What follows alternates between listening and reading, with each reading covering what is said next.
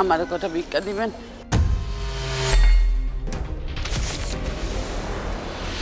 আরে এটা তো আমার মাইয়া। একদিন রাইতে আমারে কইছিল কক্সবাজার যাইব, তারপর আর বাসায় ফিরে নাই। এত বছর পরে ওই কি আমারে মায়ের পরিচয় দিব? এই কি করছো? এসব ফকির মিসকিনদের টাকা দিয়ে কোনো লাভ নেই। এসো। স্যার, ও স্যার, দেন না কটা ভিক্ষা। তোর এত বড় সাহস, তুই আমাদেরকে বাধা দিলি? কেন করছিস? কে দিয়েছে? কে দিয়েছে তোকে এত বড় সাহস?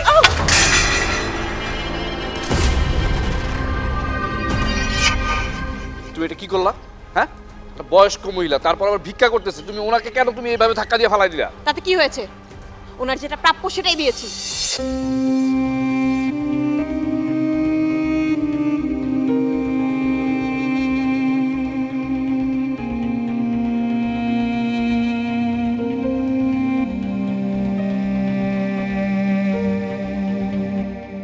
ভিক্ষা? আরে এরা তো ভিক্ষুক সেজে অভিনয় করে, অভিনয় বিজনেস করে। এদের ঢাকা শহরে দেখো কি বাড়িও আছে, ব্যাংক অ্যাকাউন্ট আছে, অ্যাকাউন্টে টাকাও আছে। তাই নাকি? কি বলো ওইসব? হ স্যার, উনি ঠিক কথাই কইছে। আমার গুলশান বনানীতে একটা ফ্ল্যাট ছিল, ব্যাংকে অনেক টাকাও ছিল। তাহলে আপনি ভিক্ষা করতেছেন কেন? ওই যে উনি কইলেন বিজনেস, আসলে পেটের দায়ে ভিক্ষা করতে নামছি। ক্ষুধা সহ্য করতে না পাইরা শুধু একটু বাইসা থাকার জন্য। এইটারে যিনি বিজনেস করিতেছে তারে কোনো কিছু কওয়ার ভাষা আমার জানা নাই স্যার। আপনার যদি জানা থাকে তাহলে আপনি তারে বুঝাই বললেন। আই চুপ, একদম চুপ। কি মনে করেছিস তোর এই মরা কান্না শুনে তোকে 2-4-500 টাকা দিয়ে দেবো, তাই না? ফকিন্নি কোথাকার। এসো। আরে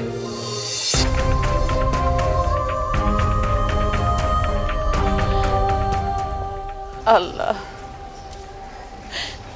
এইটা আমার মাইয়া, অথচ আমার চিনল না।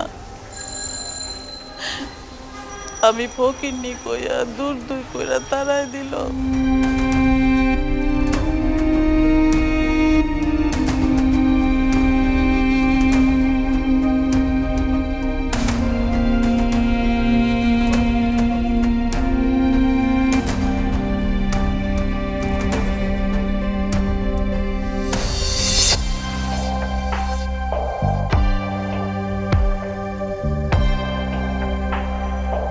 আচ্ছা, তখন তুমি এরকম অসহায় তোমার মায়ের বয়সে একটা ভিক্ষুক মহিলার সাথে এরকম খারাপ ব্যবহার করলা কেন?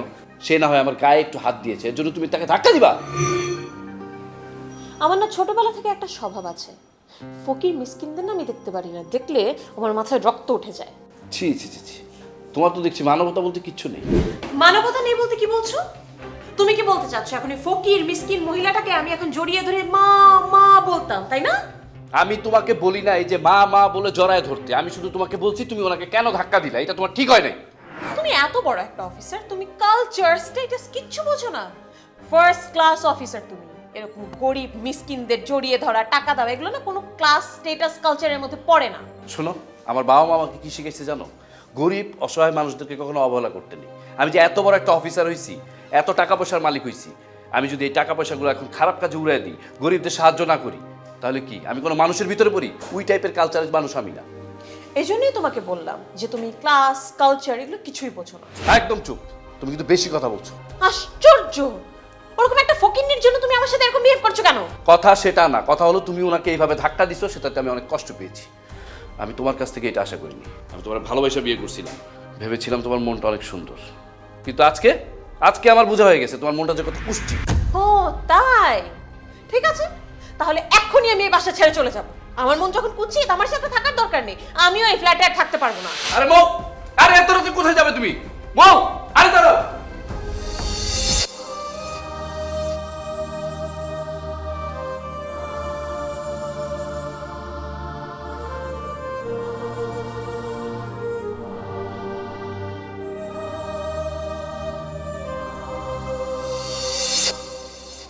কি ব্যাপার, আপনারা সেই সকালবেলা আসছিলেন আমাদের বাসার সামনে, এখন এখানে দাঁড়ায় আছেন কেন? এই ফকিন্নিটার জন্য তুমি আমাকে বলেছো আমার মন কুচ্ছি। আজকে তো আমি ওকে ছাড়বো না। আরে আমি ছাড়- তুমি এগুলো কি করতেছো? মানুষজন দেখলে আশেপাশে কি বলবে বলো তো? ওকে এখান থেকে যেতে বলো। আমি ওকে সহ্য করতে পারছি না, ওকে এখান থেকে যেতে বলো। আচ্ছা, আপনার সমস্যা কি? আপনি জানেন না আমার ওয়াইফ আপনাদের দেখলেই তো রাগ করতেছে, জান। আচ্ছা, সমস্যা কি আপনার? সে সকাল থেকে খেয়াল করতেছে, শুধু আমার বউয়ের দিকে তাকায় থাকেন আপনি। আপনি কি আমার ওয়াইফকে চিনেন?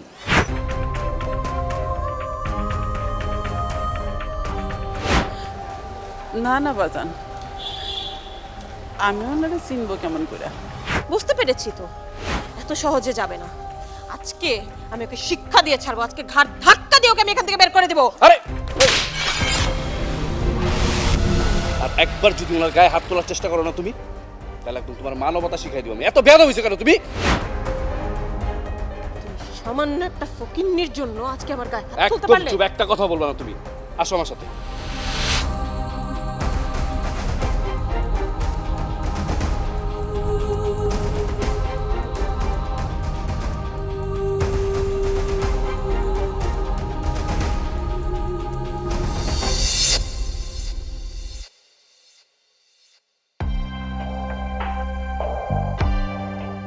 কি ব্যাপার, তোমার প্লেট খালি কেন? খাচ্ছ না কেন তুমি? আমি খাবো না। তুমি ফকিন্নির জন্য আমার গায়ে হাত তুলেছো, আমি কিচ্ছু খাবো না। আশ্চর্য, মহিলাটা একটা বয়স্ক মহিলা, তারপর আবার ভিক্ষা করে। দেখো, তুমি ওই মহিলার সাথে যেরকম একটা খারাপ ব্যবহার করছো না, এটা আমি একদম সহ্য করতে পারি না। কেন সহ্য করতে পারো নাই? আমার থেকে কি তার জন্য তোমার বেশি ভালোবাসা উঠে উঠেছে? হ্যাঁ, বেশি দরদ? আসলে সত্যি কথা কি জানো, আমার মা মানুষের বাসায় কাজ করে আমাকে লেখাপড়া শিখিয়েছে। আমি গরিব ঘরের একটা ছেলে, জীবনে অনেক স্ট্রাগল করে তারপরে এই জায়গায় এসেছি। হ্যাঁ, আমি জীবনে কোনোদিন একটা ভালো জামা পরতে পারিনি, ভালো খাবার খেতে পারিনি। আমার মা এরকম মানুষের বাড়িতে কাজ করে টাকা নিয়ে আসতো, আর সেই টাকা দিয়ে আমার পড়ালেখার খরচ চলতো। কি বলছো? আমার মা সবসময় দোয়া করতো জানো, আমি যাতে অনেক বড় অফিসার হই, আমার যাতে অনেক টাকা হয়। কিন্তু আমার মায়ের সব দোয়া ঠিকই কবুল হয়েছে। দেখো, আজকে আমি কত বড় অফিসার, আজকে আমার কত টাকা, কিন্তু আজকে আমার মা নেই।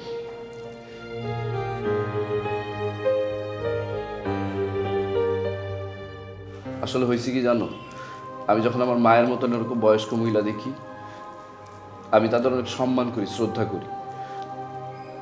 কারণ আমার গরিব মা যদি না থাকতো না, তাহলে আমি প্রতিষ্ঠিত হতে পারতাম না, এত বড় অফিসার হতে পারতাম না। I am sorry. আসলে আমি তো তোমার জীবনের এসব কাহিনী জানতাম না।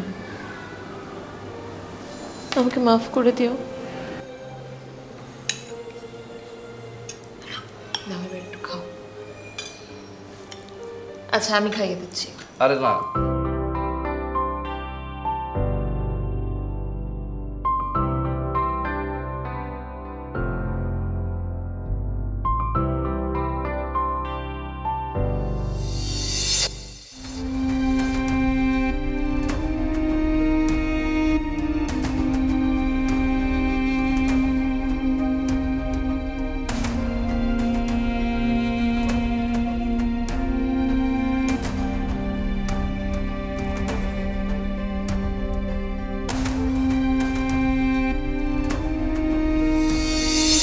আরে আপনি সেই না, ওই যে ওই দিন আমার বাসার সামনে আমার ওয়াইফ আপনার সাথে খারাপ ব্যবহার করেছিল, ওই যে ধাক্কা দিয়ে ফেলেও দিয়েছিল, চিনতে পারছেন আমাকে? কি ব্যাপার, কান্না করতেছেন কেন? আচ্ছা, আমার ওয়াইফের হয়ে আমি আপনার কাছে ক্ষমা চাচ্ছি। আসলে আমার ওয়াইফের এই কাজটা করা ঠিক হয়নি। আমার ওয়াইফকে আপনি ক্ষমা করে দেন প্লিজ। ক্ষমা?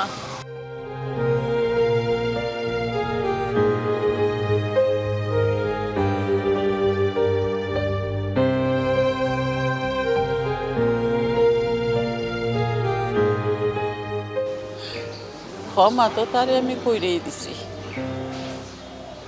কিন্তু মহান রাব্বুল আলামিন মনে হয় তারে ক্ষমা করে নাই। কি বলছেন আপনি? বুঝলাম না আসলে। আপনারে সেদিন আমি বলছিলাম না, গুলশান বনানীতে আমার একটা ফ্ল্যাট আছে, ব্যাংকে অনেক টাকা আছে। ও হ্যাঁ হ্যাঁ বলেছিলেন তো। আচ্ছা আপনি এত কিছু থাকা সত্ত্বেও আপনি ভিক্ষা করছেন কেন? এত কিছু থাকতে কেউ কি শখ করে ভিক্ষা করে বাবা? আমার অনেক টাকা ছিল, আমার স্বামী অনেক বড় বিজনেস করতো, কিন্তু এখন আমার কিছুই নাই। ও মাই গড, কি বলেন? কেন, কি হয়েছিল যে আপনি হঠাৎ করে কোটিপতি থেকে এখন ভিক্ষুক হয়ে গেলেন? শুনবেন সেই কাহিনী? জি, শোনার খুব ইচ্ছা ছিল, বলবেন? আমার কোটিপতি ঘরে আমার একটা জেদি মেয়ে ছিল। সেই মেয়েটারে নিয়ে আমি একদিন ঘরের থেকে বাইর হয়েছিলাম। টাকা দে, টাকা দে, টাকা দে, টাকা দে, ভাত খাবো, টাকা দে, টাকা দে, টাকা দে, ভাত খাবো, টাকা দে, টাকা দে। বাজে গন্ধ আসতেছে এই পাগলের গায়ের থেকে। মা, ওকে এখান থেকে সরে যেতে বলো তো, আমার মাথা ঘোরাচ্ছে ওর গায়ের গন্ধে। আরে দাঁড়া, ওনার মনে হয় খিদে পেয়েছে, ওনাকে কটা টাকা দিয়ে দিই। টাকা দে, টাকা দে, ভাত খাবো, টাকা দে, টাকা দে। টাকা দিব মানে? তুমি রাখো তো, আমি দেখছি। এই সমস্ত পাগল সাজার ভান করে আসে। আই, যা এখান থেকে, যা। টাকা দে, টাকা না দিলে আমি যাবো না, ভাত খাবো, টাকা দে, টাকা দে। যাবি না তুই? টাকা না দিলে আমি যাবো না, দে, টাকা দে, টাকা দে, টাকা দে। তোমার সাহস একদম লাগতে পারে তোর পেটটা। আরে মৌ, তুই সব কি করছিস? চারদিকে লোকজন দেখছে তো। দেখলে দেখুক, তাতে কি হয়েছে? ওর যেটা প্রাপ্যকে সেটাই দিয়েছি। তুই আমারও ধাক্কা দিয়ে পালাইছিস না? আমার পেটের মধ্যে লাথি দিতে চাইছিলি না? ওই আল্লাহ সব দেখছে, সব দেখছে। ওই আল্লাহ একদিন তোর পেটে লাথি মারবো। তুই মনে রাখিস, তোর পেটে লাথি মারবো, লাথি মারবো। টাকা দে। তুই যাবি এখান থেকে, আমার কিন্তু মাথা আমি ঠিক রাখতে পারতেছি না এখন। যা, নাহলে কিন্তু তোকে মারতে মারতে মেরে ফেলবো। পারবি না, আমারে মারতে পারবি না। কেউ আমার মারতে পারবো না, কেউ না, তুইও না, কেউ মারতে পারবো না আমারে। টাকা দে, টাকা দে, ভাত খাবো। এমন চল তো, চল আয় দিকে, চল আয়। তুই আমারে মারছস না? তুই আমার পেটে লাথি দিতে চাইছিলি না? ওই আল্লাহ সব দেখছে। ওই আল্লাহ একদিন তোর পেটে লাথি মারবো, তুই ধ্বংস হয়ে যাবি, তুই পথের ফকির হয়ে যাবি। আমি অভিশাপ দিলাম, আল্লাহর কাছে অভিশাপ দিলাম, তুই ধ্বংস হয়ে যাবি, ধ্বংস হয়ে যাবি, ধ্বংস হয়ে যাবি।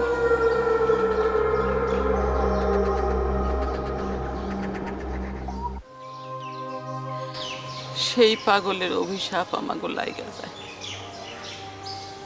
আমার স্বামী এক এক কইরা সব বিজনেসের লস খাইতে থাকে। ঋণের দায়ে আমাকে ফ্ল্যাটটাও বিক্রি করে দিতে হয়, তারপরও ঋণ শোধ হয় না। আপনার স্বামী এখন কোথায়? আমার স্বামী ব্যাংকে ঋণের টেনশন করতে করতে হার্ট অ্যাটাক করে মারা যায়। আমাকে উপার্জনের একমাত্র অবলম্বন শেষ হয়ে যায়। এরপর আমরা রাস্তায় নাইমা আসি। তারপর আমি আমার মেয়েরে নিয়ে একটা ছোট্ট বাসা ভাড়া করি, কিন্তু সেই বাসার ভাড়া দিব কিভাবে? সংসার চলবে কিভাবে? সেই জন্য আমি মানুষের বাসায় কাজ করা শুরু করি। আর সেদিন থেকে আমি হয়ে গেছি কাজের বুয়া। আপনার মেয়ে কি এখন বেঁচে নেই? আছে, আমার মেয়ে বাইসা আছে, কিন্তু এত কিছুর পরেও তার অহংকার আর জেদ বিন্দুমাত্রও কমে নেই। এখনো সে সেরকমই আছে। আপনি শুনবেন বাবা, আমার মেয়ের কাহিনী শুনবেন? জি বলুন।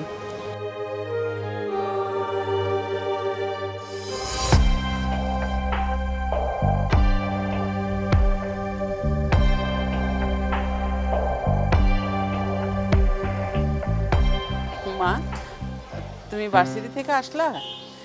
আমি তো ওই বাড়িতে কাজে যাইতাছি। এনো, এই যে বাসার চাবিটা রাখো। দেখো মা, আমি তোমাকে একদিন মানা করছি আমাকে রাস্তার মাঝখানে যেখানে সেখানে মেয়ে বলে ডাকবা না। তুমি মানুষের বাসায় কাজ করো, তুমি কাজের বুয়া। তুমি যদি আমাকে মেয়ে বলে ডাকো, তাহলে আমার মান সম্মান কোথায় থাকবে?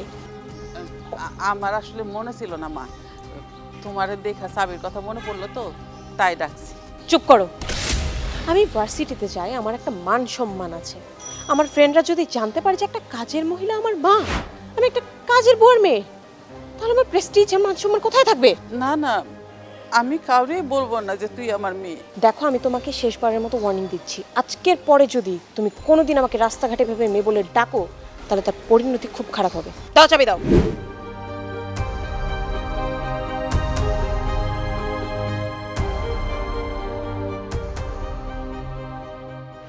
আল্লাহ, এই মেয়েটার অহংকার আর জেদের কারণে আমি কোটিপতি থেকে আজকে ফকির হয়েছি। আজকে আমি মানুষের বাড়িতে কাজ করে খাই, আমি কাজের বুয়া। মানুষের বাড়িতে কাজ করে আইন না ওরে আমি লেখাপড়া শিখাইতেছি, তারপরেও আমার মায়ের পরিচয় দিতে চায় না।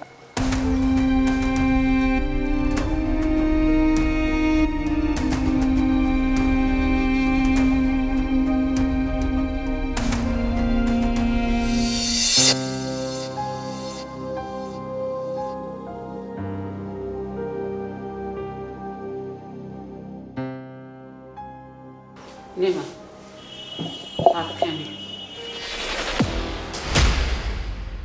এগুলা কি রান্না করছো?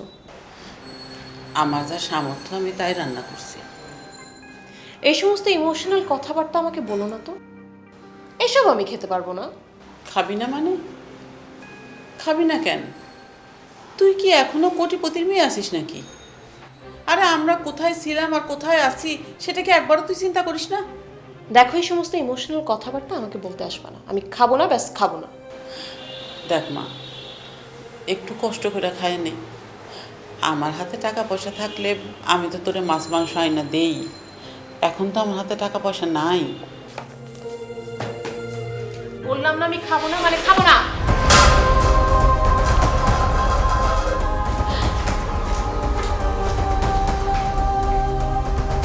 হায় হায়, এই কটা ভাতের জন্য আমি মানুষের বাসায় কাজ করি, কত কষ্ট করি, আর সেই ভাতগুলারে তুই এইভাবে নষ্ট করলি। আল্লাহ, তুমি কি আমার মেয়েটারে একটু শুধরাই দিবা না?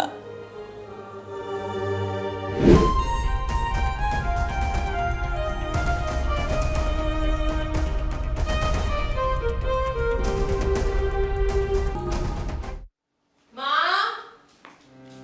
মা, কি? আমার 5,000 টাকা লাগবে, আমাকে 5,000 টাকা দাও। 5,000 টাকা? এত টাকা দিয়ে কি করবি তুই? সামান্য 5,000 টাকাকে এতগুলো টাকা বলছো কেন? 5,000 টাকা এখন আমাদের কাছে 5 লক্ষ টাকার সমান। দেখো, আমি এত কিছু বুঝি না। আমার 5,000 টাকা লাগবে, আমাকে দাও। আমি কক্সবাজার যাব। কক্সবাজার যাবে কিসের জন্য? ঘুরতে যাব। আমার মন একদম ভালো নেই, আমি কক্সবাজার ঘুরতে যাব।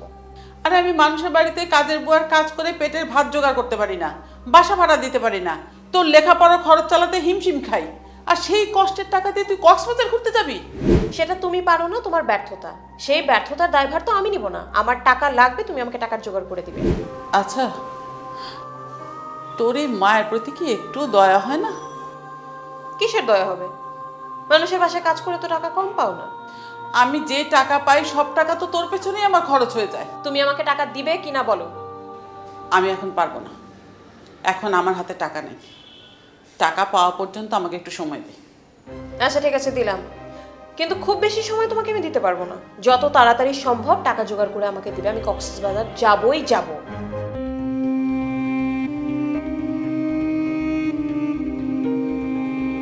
আল্লাহ, আমি এত টাকা এখন কই পাবো? আমি এখন কি করবো আল্লাহ? মেয়ে যখন এরকম, তাকে তো আর ফেলে দিতে পারি না। কষ্ট করে হলেও যেভাবেই হোক টাকা আমাকে জোগাড় করতেই হবে। আল্লাহ তুমি ভরসা।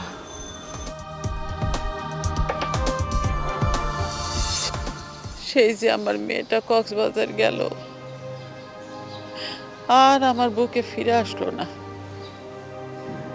আমি তার অনেক খুঁজছি, কিন্তু পাই নাই। কষ্ট করতে করতে আমি অসুস্থ হয়ে গেছি। আমার এই পাওটা অবসর মতো রয়ে গেছে।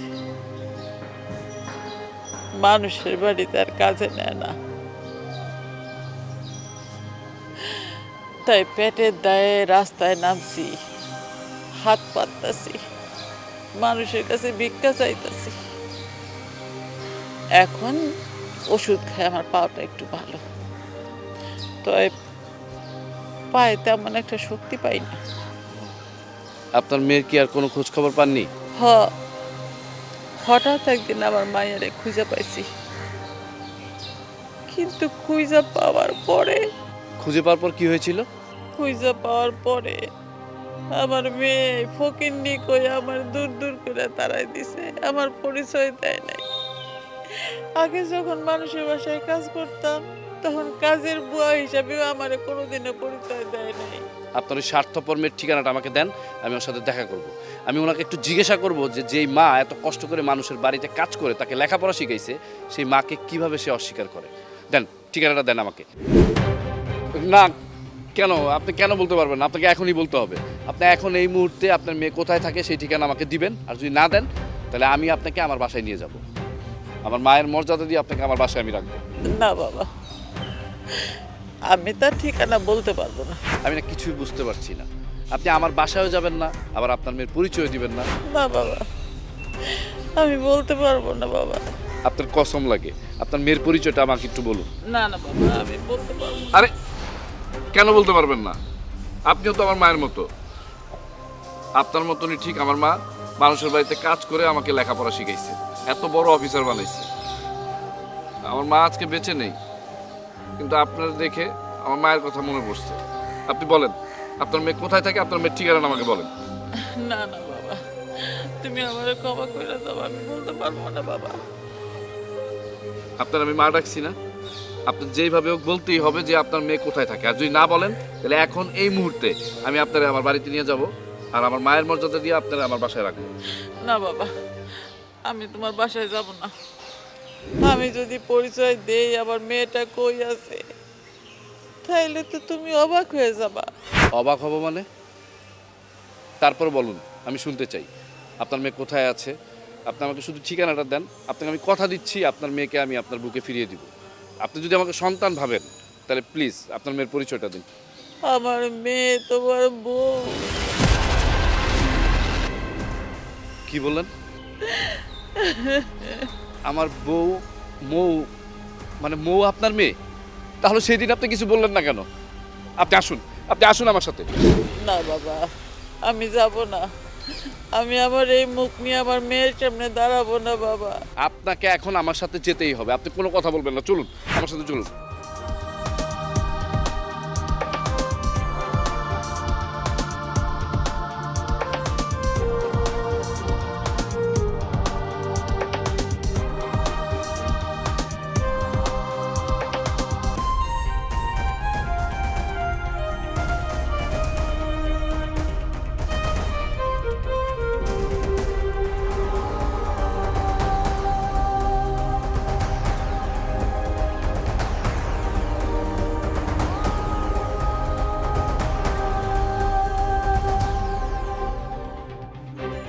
মৌ, মৌ,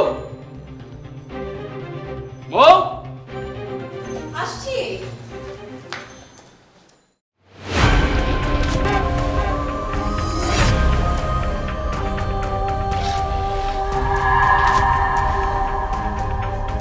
তুমি তুমি ফকিন্নিটাকে আমাদের ড্রয়িং রুম পর্যন্ত এনেছো? তুই ফকিন্নি? হ্যাঁ, যে মেয়ে তার মাকে ফকিন্নি বলে, যে মেয়ে তার মার পরিচয় দিতে চায় না, আর যাই হোক সেই মেয়ের সাথে সংসার করা যায় না। তুই এই মুহূর্তে আমার বাসা থেকে বের হয়ে যাবি। যা, বেরো। না বাবা, তুমি আমার কারণে মেয়েটারে বাড়ি থেকে বাইর করে দিও না। আমি সারা জীবন ওর জন্য অনেক কষ্ট করছি। এই ফকিন্নি মা তোর জন্য কি করে নাই? শুধুমাত্র তোর সুখের কারণে মানুষের বাড়িতে কাজের বুয়া হয়ে কাজ করছে, তারপরও তোর অহংকার কমে নাই। আমার না সত্যি কথা আজকে ভাবতেই না ঘৃণা করতেছে, তোর মতো মেয়েরে আমি বিয়ে করছি আর তুই আমার বউ।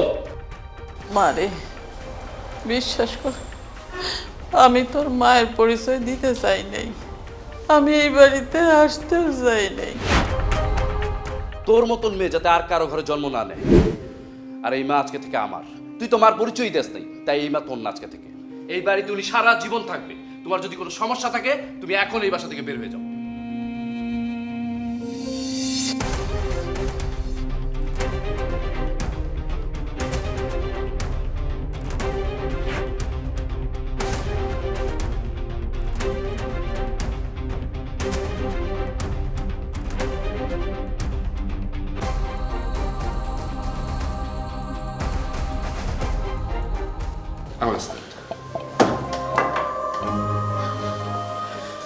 আজকে থেকে এই রুমে আপনি থাকবেন, এই রুম আপনার।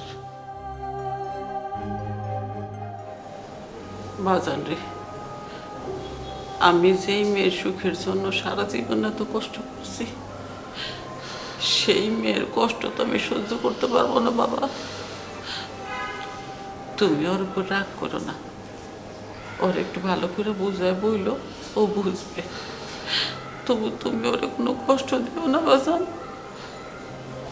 আপনি আপনার যে মেয়ের জন্য আমার কাছে আকুতি করতেছেন, আপনার মেয়ে কিন্তু এই আকুতির যোগ্য না। আপনি রেস্ট নেন, আমি আপনার খাবার দাবারের ব্যবস্থা করতেছি।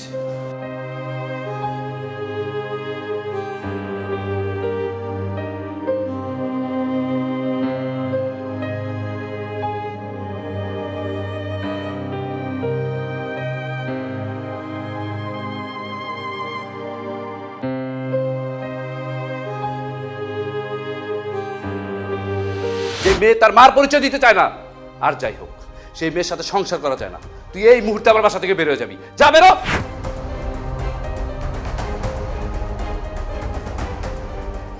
এই ফকিন্নি মা তোর জন্য কি করে নাই?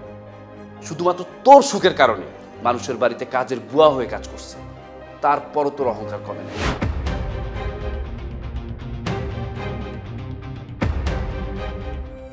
না বাজান, তুমি আমার কারণে মেয়েটারে বাড়ি থেকে বাইর করে দিও না। আমি সারা জীবন ওর জন্য অনেক কষ্ট করছি।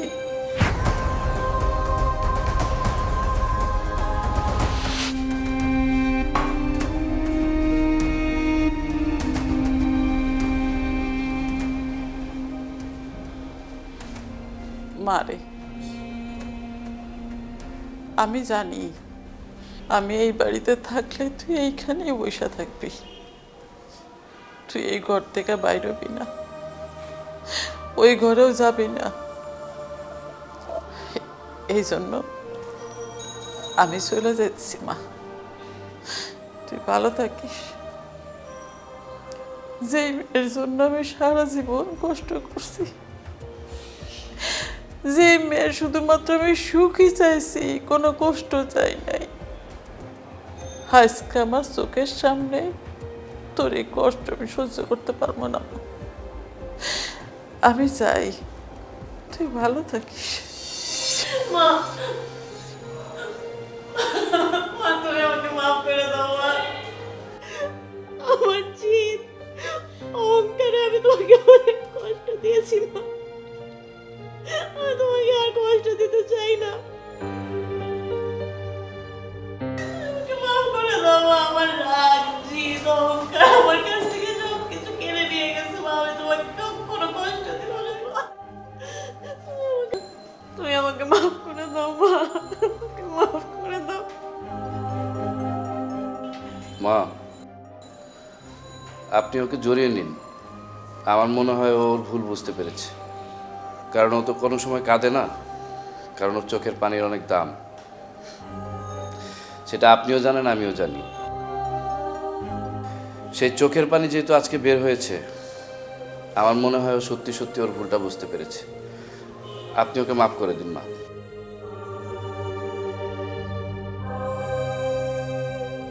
আমি তোমাকে কোনোদিন কষ্ট দেব না মা। এই যে ম্যাডাম, কষ্ট দিবেন না মানে? দুপুর থেকে যে এই জায়গায় বসে আছেন, আমি আর মা এখনো কিচ্ছু খাইনি। রান্না করতে হবে না?